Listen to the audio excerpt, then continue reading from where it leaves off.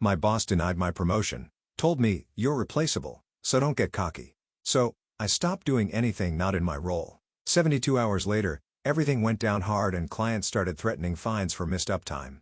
So, my boss said I was replaceable and denied my promotion. So, I stopped doing the 70% of my job that wasn't in my job description and watched the whole operation crash in 72 hours. I, 32 male, work in data center operations for a mid-size cloud infrastructure company. Been here almost 2 years running change control. Basically, I'm the guy who decides if your production deployment happens or gets blocked because it'll break everything. Then came the meeting.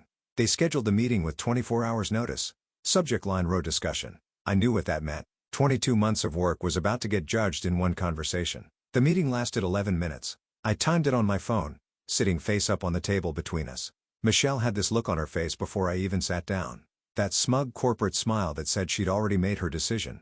And this was just theater. Same look she'd had for 22 months every time I'd asked about growth opportunities. The polite dismissal, the will circle back that never circled anywhere. Michelle was a master at making you feel small while maintaining plausible deniability. Never outright cruel, just death by 1,000 professional paper cuts. She had the rejection letter printed and folded.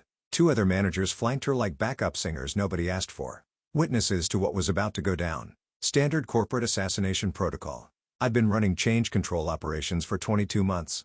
Not helping, not assisting, running the whole thing solo. Every production change approval, every maintenance window coordination, every emergency exception from engineering teams across 4 data center regions, critical infrastructure, customer databases, payment processing, healthcare applications. You screw up, it's not just complaints. It's customer-facing outages and contract penalties. The scale was massive. 4 data center regions. Hundreds of change requests moving through the pipeline every week. Each one representing potential downtime, potential revenue loss, potential disaster. The guy before me lasted 6 months before he quit mid-shift.